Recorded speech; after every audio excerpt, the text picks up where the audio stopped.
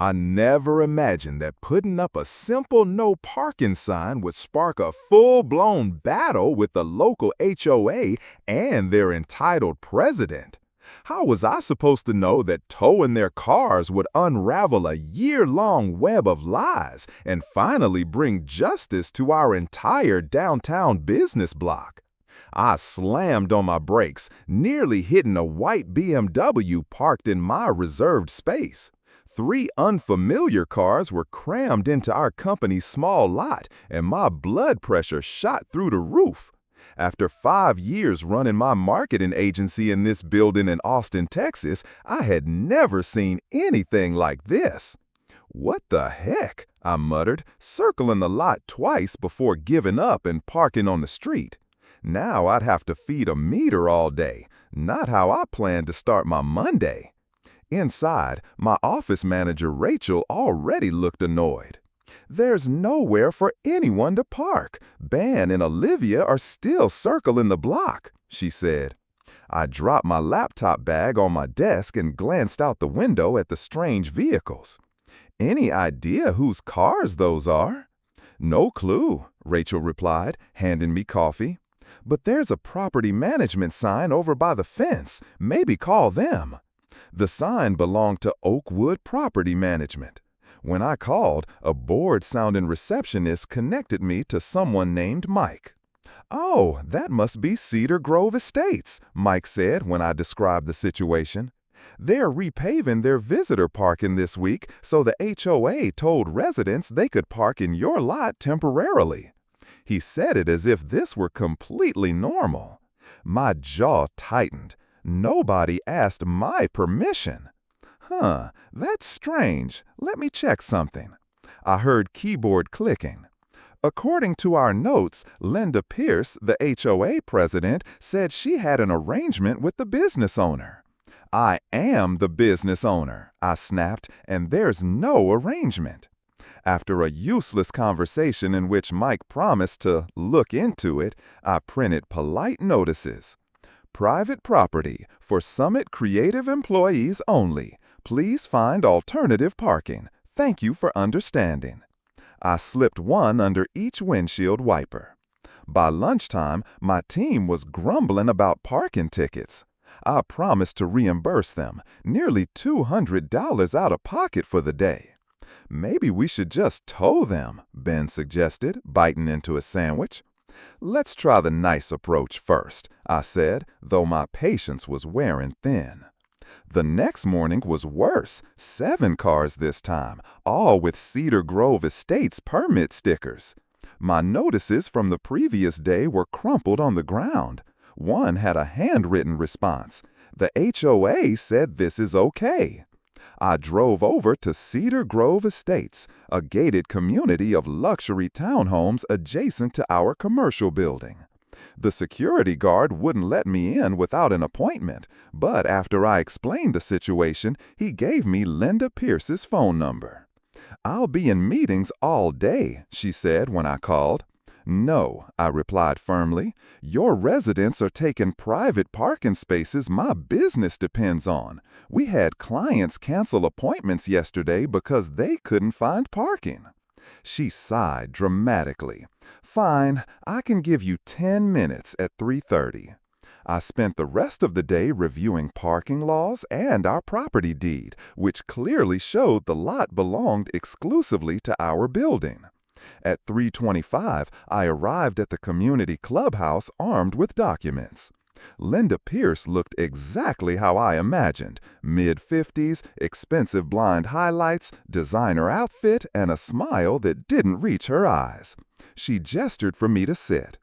"I understand there's some confusion about parking," she began. "No confusion," I replied. "Your residents are parking in my private lot without permission." "You need to understand our situation," she said, tilting her head. "Our community has 78 homes, and during this repaving project, we have nowhere for visitors to park." "That sounds like a planning problem on your part," I said. "My business is suffering, and your own lot is half empty most days." "We've been watching," she interrupted. "Surely you can accommodate us temporarily. We're neighbors after all." The fact that they had been watching my property made my skin crawl. "How long?" I asked. "3 weeks," she replied. "The contractor estimates 3 weeks for the entire project." I took a deep breath. That's completely unreasonable. I can't have my employees and clients fighting for spaces for 3 weeks. "Well," she said, leaning forward, "the previous building owner allowed us to use the lot occasionally. We were simply continuing that arrangement." This was the first I'd heard of any such agreement. I'd bought the building 2 years ago, and nothing like that was mentioned during the sale. "Show me the agreement," I challenged. Linda shuffled some papers. "I don't have it on hand, but I assure you it exists." After 10 minutes of back and forth, I reluctantly agreed to let them use 5 spaces for 1 week only. I'd mark them clearly with signs. Linda smiled like she'd won something, which made me uneasy. "I'll communicate this to the residents," Linda said, standing to end our meeting. As I left, I noticed the construction crew working by Cedar Grove Estate's visitor parking area. From the size of the project, there was no way it would be finished in just 1 week. That night, I drafted a formal letter documenting our agreement. 5 spots for 1 week. I emailed it to Linda and Oakwood Property Management. The response came almost immediately. "Thank you for your cooperation during this challenging time for our community." Something told me this wouldn't be the end of it. The next morning confirmed my fears. I arrived early, coffee in hand, hoping for improvement. Instead, I counted 15 cars with HOA permits. They had taken every single space, including my reserved owner spot. My phone buzzed with messages from employees who couldn't park. Clients were due to start arriving in an hour. I had tried being reasonable, but Linda Pierce had taken advantage of my goodwill. Now I had a decision to make: back down or fight back. Either way, this parking dispute was about to get much more complicated. "Absolutely unacceptable," I muttered, pacing the sidewalk with my phone pressed to my ear. A steady stream of my employees arrived, circled the full lot, and left to find street parking. "We had an agreement, Linda. 5 spots," I said when she picked up. "I communicated exactly what we discussed," she replied calmly. "Perhaps some residents misunderstand." 15 cars isn't a misunderstanding. It's a complete disregard for our agreement. "I'm hosting the garden committee right now," she said, voices murmuring in the background. "Can we discuss this later?" "No," I insisted. "I need those cars moved immediately." She sighed into the phone. "You're overreacting. It's just parking." "It's not just parking. It's my property, and my business is suffering." "Well," she paused, her tone shifting, "technically, there's nothing you can do. As I mentioned, the previous owner granted us occasional parking rights years ago." My face grew hot. "Show me this supposed agreement."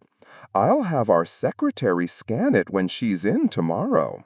In the meantime, please try to be neighborly." The call ended, and I stood fuming on the sidewalk.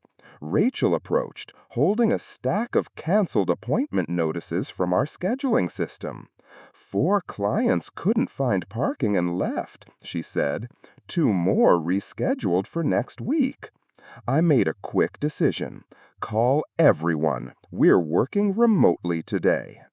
That evening, I visited the county records office. The clerk helped me search property documents for my building. After an hour, we found nothing about any parking agreements with Cedar Grove Estates or any HOA. Next, I tracked down the previous owner, Mr. Reynolds, now retired in Florida. When I explained the situation, he laughed. "She tried the same thing with me," he said. "The HOA wanted an easement for overflow parking during community events. I refused. There was never any agreement." "She claims there's a document," I told him. "She's bluffing," he replied. "I owned that building for 22 years and never signed anything like that." Armed with this information, I contacted 3 towing companies before finding one willing to handle the situation. They explained the legal requirements. Proper signage had to be posted 24 hours before towing could begin. I ordered signs immediately. "Private property. Unauthorized vehicles will be towed at owner's expense." That night, the towing company installed them at each entrance to the lot. Next, I emailed Linda. I verified with the previous owner and county records that no parking agreement exists between my property and Cedar Grove Estates. Unauthorized vehicles in our lot will be towed beginning Wednesday morning. Please inform your residents immediately. 20 minutes later, my phone rang. "You're making a serious mistake," Linda said, her sweet tone replaced with cold anger. "We have legal standing," I challenged. "I don't appreciate your hostile approach to a simple neighborly matter," she deflected. "Our residents will be very upset." "They should be upset with you for misleading them," I shot back. "You told them they could park on private property without permission." "I'm on the City Planning Commission," she said, her voice lowering. "Making enemies with me could complicate things for your business in the future." The threat was clear. I took a deep breath. "Are you threatening me, Linda? Because that would be unfortunate. Especially if I had to report such threats to the Ethics Committee." Silence hung on the line for several seconds. "You've declared war on the wrong person," she finally said. "Expect to hear from our attorney." No attorney called that day or the next. Instead, I received a flood of angry emails from Cedar Grove residents, clearly orchestrated by Linda. Each followed the same pattern, calling me unreasonable, demanding I honor the long-standing agreement, and threatening various consequences. I sent one reply to all of them. "I sympathize with your parking situation. However, no agreement exists. I verified this with county records and the previous owner. Your HOA president misled you. Please make alternative arrangements, as towing begins tomorrow morning." That night, I barely slept. Would I arrive to slash tires, broken windows? As a small business owner, I had to be ready for anything. I couldn't afford a drawn-out conflict with wealthy neighbors, but I also couldn't let Linda Pierce bully me off my own property. I arrived before dawn on Wednesday and parked on the street, wanting a clear view of what would happen. The towing company had sent 3 trucks positioned strategically out of sight. At 7:45 a.m., the first Cedar Grove resident arrived, a man in scrubs, clearly heading to work. He parked in my lot despite the large newly posted signs, glanced around nervously, and hurried away. Others followed, a woman in a business suit, an elderly man, a young mom dropping off kids in the car next to hers. By 8:30, 12 spaces were filled with unauthorized vehicles. My employees followed instructions and parked on the street. At exactly 9 o'clock, the towing operation began. The crew's efficiency was impressive. Within 45 minutes, all 12 vehicles were gone, replaced by my employees' cars. My phone exploded with calls. I let them go to voicemail as email notifications poured in. Angry residents, Linda, the property management company. Through my office window, I saw Linda's luxury SUV screeched into the now empty lot around 10 a.m. She stormed toward my building, designer handbags swinging like a wrecking ball.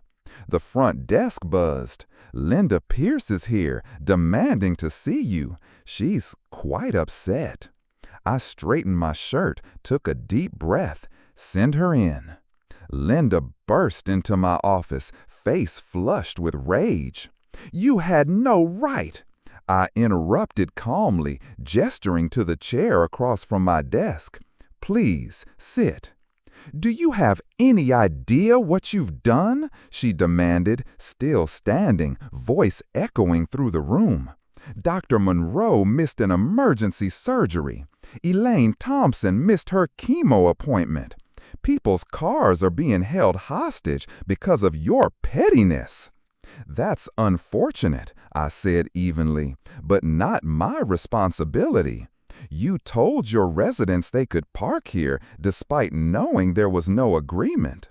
There is an agreement, she shot back. Then produce it, I challenged, because I've checked county records and I've spoken with Mr. Reynolds, the previous owner. He confirmed he never signed anything. Something flickered across Linda's face, a flash of doubt. Furthermore, I continued, sliding a folder across the desk. Here's my property survey, showing the boundaries, the deed, with no easements or encumbrances related to parking, and statements from neighboring businesses who've had similar problems with Cedar Grove residents taking their parking. Linda stayed silent, not touching the folder.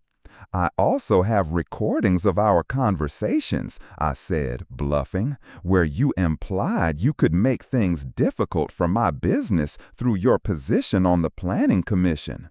Her face paled. That's not what I meant, I replied, and it's highly unethical. The power dynamic had shifted. Linda slowly sank into the chair, her bluster fading. What do you want? She asked quietly. I want you to tell your residents the truth, that you misled them about having permission to park here. I want a formal acknowledgement from the OHA board that no parking agreement exists, and I want no further harassment of my business. Her eyes narrowed, calculating. Outside my window, another resident pulled into the lot, saw it was empty, and sped away in frustration. The board meets tonight, Linda said finally. I'll discuss the situation with them. As she stood to leave, I added, one more thing. If I see another Cedar Grove resident parking here without permission, I'll be contacting the ethics committee about your threats. She didn't reply, just walked out, her confidence deflated. I wondered if this was truly the end, or merely the calm before a bigger storm. Either way, I wasn't backing down. Some battles are worth fighting, even when they start with something as small as a parking space. Later that day, Linda's garden committee meeting was in full swing when I stepped onto her perfectly manicured lawn. 6 women in matching sun hats paused their chatter and stared at me like a mosquito in their tea. Excuse me, Linda, we need to talk right now, I said, my voice shaking slightly. I hadn't planned for an audience, but maybe witnesses would work in my favor. Linda's smile was thin and brittle as she stood. Ladies, this is our neighbor who runs that little computer repair shop next door. My company developed enterprise software, but I didn't bother correcting her.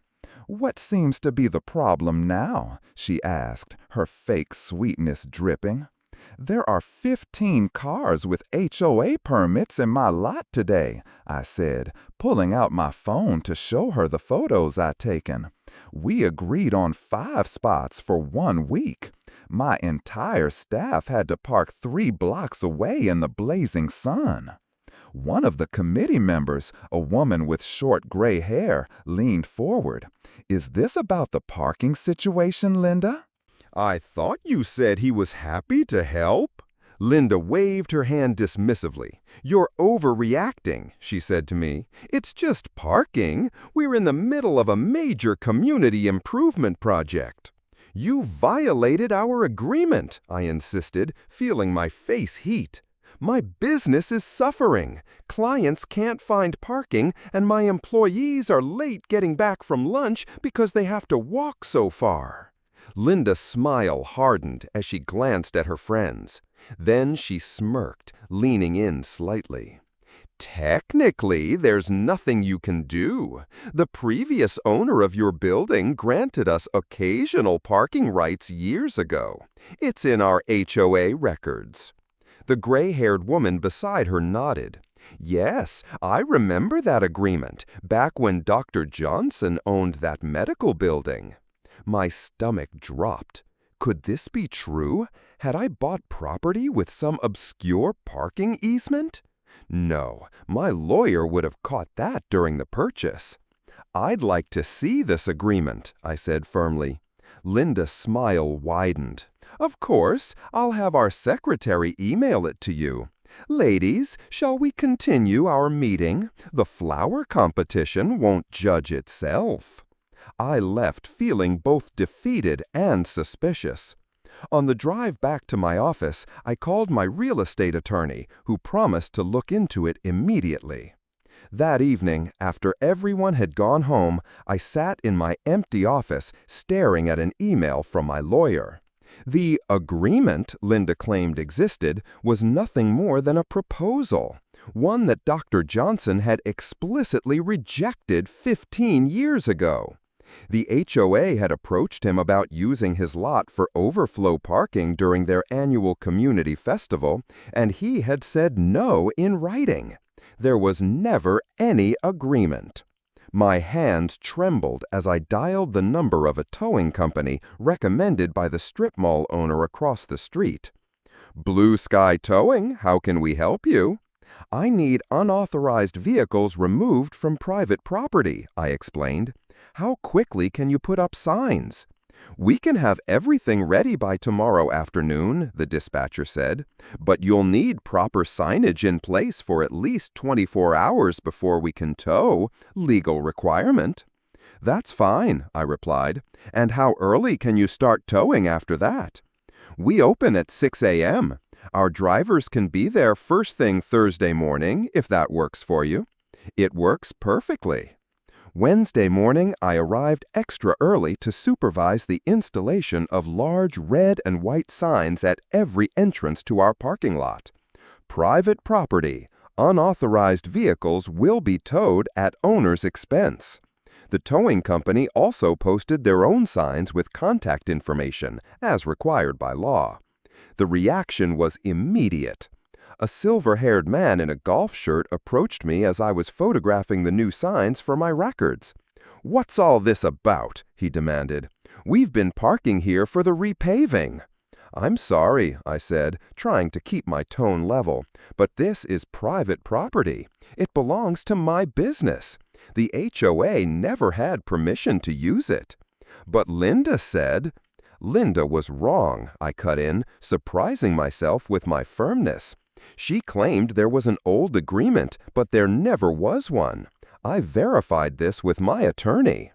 The man frowned, then took a photo of the sign with his phone. "This is going to be a problem," he muttered before walking away. By lunchtime, my office phone was ringing non-stop with angry HOA residents. I had my receptionist take messages but didn't return any calls. Instead, I sent a single email to the entire HOA board. "To whom it may concern, It has come to my attention that HOA residents were incorrectly told they could park in my company's private lot. This information is false. No such agreement has ever existed. Effective immediately, only authorized vehicles belonging to my business, its employees, and customers may park in our lot. All unauthorized vehicles will be towed at the owner's expense starting Thursday morning. I have attached documentation proving that the supposed agreement was actually rejected in writing by the previous owner. At 5:30 p.m., just as I was preparing to leave for the day, my phone rang. "You can't do this," Linda hissed, skipping any greeting. "Do you know how much trouble you're causing? Our residents have nowhere to park." "That sounds like a planning problem the HOA should have solved before starting construction," I replied. "Not my issue." "Listen to me." Her voice dropped lower, sharper. "You don't want to make an enemy of me. I'm on the City Planning Commission. One word from me, and your next permit application could mysteriously vanish." A chill ran down my spine, but anger quickly replaced it. Was she seriously threatening me? I pressed the record button on my phone. "Are you threatening to abuse your position on the Planning Commission if I don't let you use my private property?" She backpedaled immediately. "Don't be ridiculous. I'm simply pointing out that neighbors should help each other." "The signs stay up, Linda. The towing starts tomorrow. Plan accordingly." She hung up without another word. That night, I barely slept. Was I making a huge mistake? Was it worth making so many enemies over a parking lot? But then I remembered. I remembered how Linda had lied straight to my face, how she threatened me. Sometimes you have to stand up for yourself, even when it's uncomfortable. I sent an email to all my employees, warning them to arrive early the next day. "The parking situation might get tense," I wrote. "Bring coffee and your patience." I had no idea just how tense it would get. Screams jolted me awake from a deep sleep. I shot up in bed and checked my phone. 6:15 a.m. 3 missed calls from Patriot Towing and 1 from my office security system. I threw on yesterday's clothes and rushed to my car. As I approached our office building in Austin, I could see the chaos from 2 blocks away. 2 tow trucks were already loaded with vehicles. A crowd of about 20 people, many in bathrobes and pajamas, were shouting and blocking a 3rd truck. Someone was filming the entire scene on their phone. I parked on the street and jogged toward the commotion. The lead tow truck driver, a burly man with a salt and pepper beard, looked relieved to see me. "Are you the property owner?" he asked, wiping sweat from his forehead despite the early morning chill. "These folks are saying they have permission to park here." "I'm the owner," I confirmed, raising my voice so the crowd could hear. And a woman in a pink bathrobe pushed forward. "Linda said we could park here. We have nowhere else to go." "Linda lied to you," I said firmly. "She told you there was an agreement, but there never was one. She made it up." "That's not true," came a sharp voice from behind the crowd. The sea of people parted as Linda strode forward, perfectly dressed in a blue pantsuit despite the early hour. "This man is being unreasonable," she announced. "We've had a neighborhood arrangement for years." "Show them the agreement, Linda," I challenged. "Show them the document you claimed existed." Her eyes narrowed. "I don't have it with me right now." "Because it doesn't exist," I said loudly. "What does exist is proof that the previous owner rejected the HOA's request. I have it in writing, and my lawyer has verified it." Murmurs spread through the crowd. Linda's face flushed red. "You're making a scene," she hissed. No, you caused this scene by lying to your neighbors, I replied. Then I turned back to the crowd.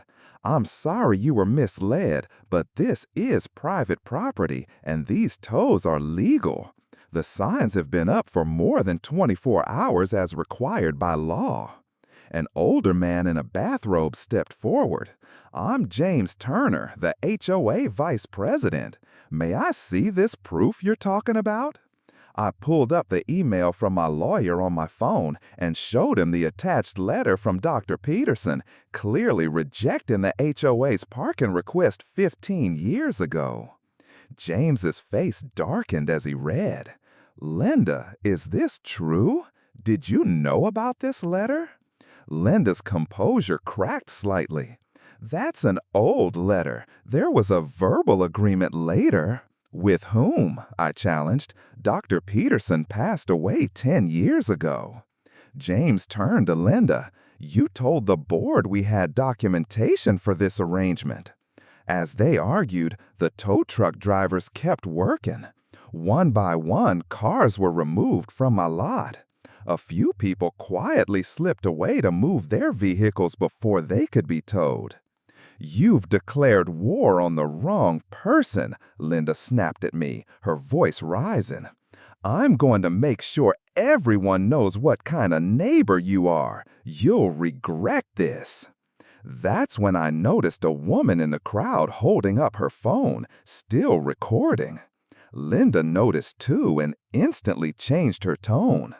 What I mean is, we're very disappointed in your lack of community spirit, she amended, smoothing her jacket. But it was too late. Her true colors had been revealed.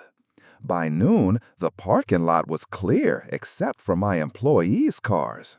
I had given the towing company permission to waive the retrieval fee for anyone who came before 9 a.m., which helped calm some of the anger. Still, my email inbox was flooded with messages from HOA residents, some apologetic, others still furious. The most surprising email came from James Turner. I'd like to meet with you privately to discuss this situation. There have been other issues with Linda's leadership that concern the board. We met that afternoon at a coffee shop halfway between our properties. James was straightforward. I need to apologize on behalf of the HOA, he began. What Linda did was completely unauthorized. She never brought your parking lot issue to the board for a vote. I sipped my coffee, letting him continue. This isn't the first time she's overstepped, James explained. Last year, she hired her brother's landscaping company without board approval. 6 months ago, she threatened the owner of the grocery store when he wouldn't donate to her favorite charity. Why is she still president then? I asked. I asked Daniel why no one ever stood up to Linda. She's very good at manipulating people, he admitted. Frankly, no one wants to challenge her because she can make life difficult, like threatening people using her position on the Austin Planning Commission. My eyebrows shot up. Did she actually say that to you? That's a serious ethics violation. I played him the recording of our phone conversation. Daniel's expression grew darker with every word. Would you be willing to send me that recording, he asked when it finished, and possibly attend our emergency board meeting tomorrow night? The next evening, I found myself in the Cedar Grove Estates HOA Community Center, facing 7 board members and about 50 residents. Linda sat front and center, arms crossed, glaring at me. Daniel opened the meeting. We've called this emergency session to address serious concerns about recent actions taken by our board president. For the next hour, I listened as years of Linda's misconduct came to light. The unauthorized parking decision was only the latest in a long pattern of abusing her position. When my recording was played, the one where she threatened to block my permits, audible gasps filled the room. Linda tried to defend herself. He's taking things out of context. I was just trying to protect our community's interests. But the damage was done. By the end of the meeting, the board had voted to remove her as president and to launch an ethics investigation into her role on the planning commission. As I left, several residents approached to apologize personally. One elderly woman squeezed my hand. "Thank you for standing up to her. Some of us have been afraid to for years." The following Monday, my parking lot was blissfully empty except for my employees' cars. I received an official letter from the new HOA president, Daniel, apologizing for the incident and confirming that alternative parking arrangements had been made for residents during the remainder of the paving work. Even better, 3 neighboring business owners contacted me. They'd faced similar issues. Linda had told them they couldn't put up certain signs or tried to dictate their business hours by citing non-existent regulations. Together, we formed a small business alliance to support one another and present a unified voice when dealing with the HOA or city officials. 2 weeks later, the Austin Chronicle ran a short piece announcing that Linda Pierce had resigned from the Planning Commission amid the ethics investigation. I didn't feel as satisfied as I'd expected. Mostly, I felt relieved the ordeal was over. Walking through my quiet, orderly parking lot that afternoon, I realized something important. Standing your ground isn't just about protecting your own interests. It can create ripples that help others find their courage too. At the next HOA meeting, I was invited as a guest of honor. Daniel presented me with a peace offering, a formal agreement, properly documented and signed by all board members, clarifying the boundaries between our properties and establishing a protocol for any future needs or concerns. "We hope this marks the beginning of a better relationship between neighbors," Daniel said as he handed me the document. I accepted it with a smile. I'd like that very much.